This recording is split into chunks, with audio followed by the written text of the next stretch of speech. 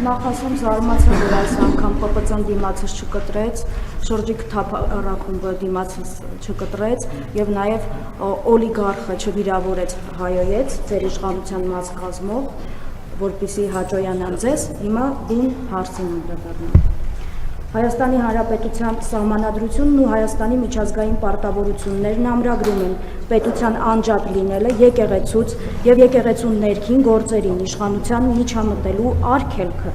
Վարչապետը Սահմանադրությամբ ու օրենքներով ունի սպառիչ լիազորություններ, հիմա ուզում եմ հասկանալ Սահմանադրության կամ օրենքների կոնկրետ որ լիազորությամբ եք ստեղծել հայաստանյաց Սարաքելական եկեղեցու բարենորոգման խորհուրդ եւ հայտարարություն եք անում, որպես Հայաստանի Հանրապետության վարչապետ եպիսկոպոսների հետ միասին խնդրում եմ նշել կոնկրետ լիազորությունները, նաեւ կապված կաթողիկոսի թեկնածուների բարեվարկության ստուգման անցկացնելու ձեր մտադրության հետ կապված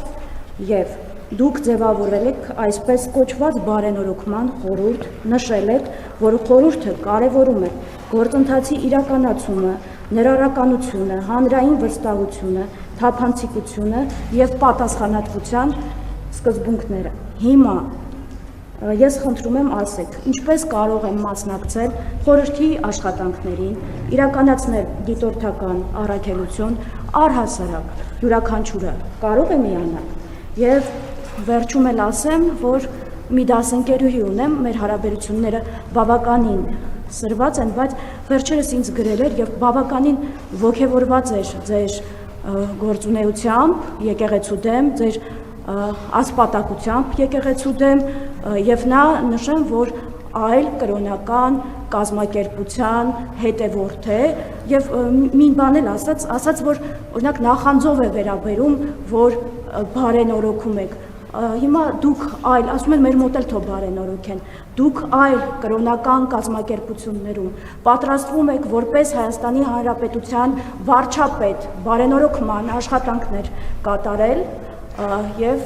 խնդրում եմ հստակ պատասխանել, որովհետեւ ես բերել եմ հստակ մեջբերումներ, ելնելով մեր սահմանադրությունից եւ նաեւ միջազգային պարտավորություններից։ Հայաստանի Հանրապետություն, նախ ես ձեր հարցին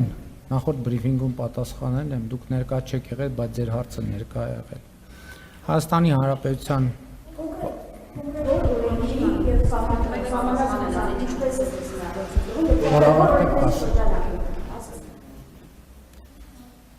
Հայաստանի Հանրապետության վարչապետը պարտավոր է զբաղվել այդ թվում երկրի անվտանգությանը սպառնացող վտանգներով եւ կտրիչ Ներսիսյանը իր գործունեությամբ սպառնալիք է Հայաստանի Հանրապետության անվտանգությունը KGB-ի գործակալ իր եղբոր հետ միասին։ Սա առաջինը։ Ինչի չեք հարցում, ինչի քրեական հետապնդում այդ դեպքում չի իրականացվում։ Այսինքն հենց այնպես ուղղակի ասել հանցագործությունը դա օքի մեջ անելու մի բան է, որ օրինակ չպատժել։ Ինչ գործ ունի արգոց նախագծում։ Հիմա տեսեք, երբ որ ձեզ հավատարմագրումից զրկեն, ձեր այս պահվածքի համար ասել դիտարկումներ էին անում, ինչու հենց հասարակի դիտարկումներին որոշեցիք, որ ինձ կարող են զրկել հավատարմագրումից։ Դուք ինձ հնարավորություն չեք տալիս ձեր հարցին պատասխանել։ Ձեռներով այդ շարժումներն էլ բան արեք։ Ձեռներով շարժում հանգիստ պահեք ձեզ, հանգիստ պահեք ձեզ։ Գիտեք այսօր ինչի ձեզ, ինչ է այսօր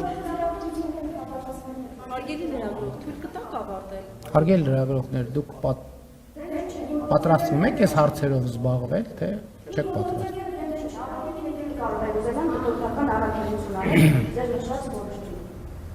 Ուրեմն ժամանակը գնում է, երբ որ կապահովեք ձեր գործընկերոջ լռությունը, բրիֆինգը կշարունակվի։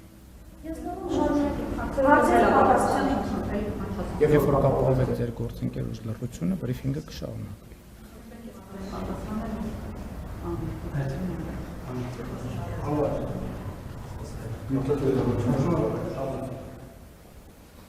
Ուրեմն եթե իմ պատասխանի ընթացքում ձայն հանեք, հաջորդ անգամ այս շենքում չեք հայտնվի, պարզա։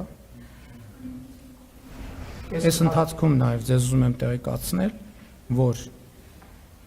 հիմա ինչ եք դուք, ինչպես նշեցիք, առանց որևէ չգիտեմ ինչ հասցիկ ՊՊՑ-ն ինչ ա արել եւ այդպես շարունակ, որովհետեւ դուք սահմանված կարգով, որպես ենթադրում եմ հավատարմագրված լրագրող, մուտք եք գործել կառավարության տարածք ձեր գործունեությունը իրականացնելու համար։ Եվ հետեւաբար միշտ էլ մեր կոչը եւ մեր մոտեցումն այն է, որ ընդհանրապես հարաբերություններում պետք է լինի լեգիտիմություն եւ լեգիտիմ տրամաբանություն։ Եվ ես ձեզ հավաստիացնում եմ, որ բոլոր այն դեպքերում ոչ միայն դուք ցանկացած մեկը կգործի այդ տրամաբանությամբ որևէ խոչընդոտի չի կարող հանդիպել, որովհետեւ Հայաստանի Հանրապետությունում կա խոսքի ազատություն, մամուլի ազատ գործունեության հնարավորությունը մեզ համար կարեւոր է եւ մենք ամեն ինչ կանենք դա ապահովելու համար։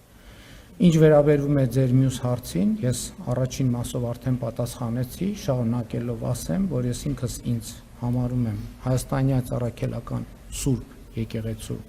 հավատավոր հետևորդ, ես այդ համայնքի անդամ եմ, եկեղեցու գործերով զբաղվելը որևէ կերպ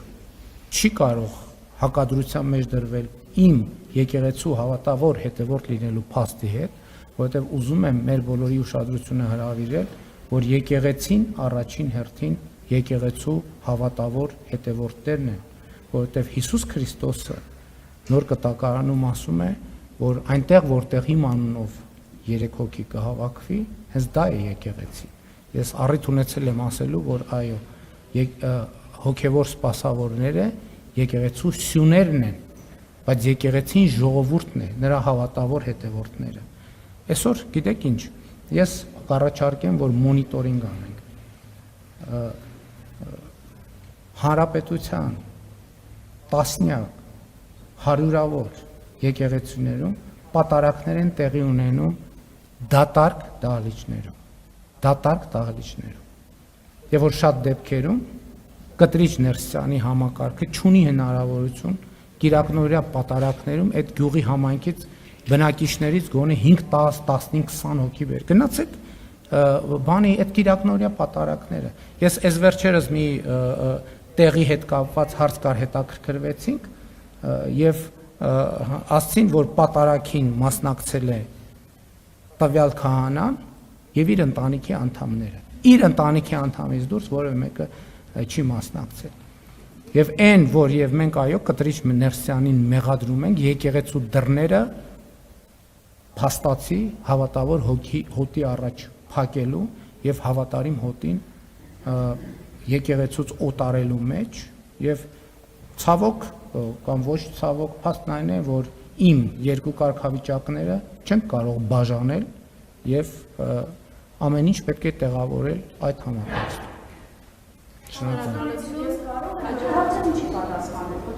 Անես կարող են միանալ եւ հասկանալ հետոքական առաքելությունը։ Ուրեմն ներողություն, ուրեմն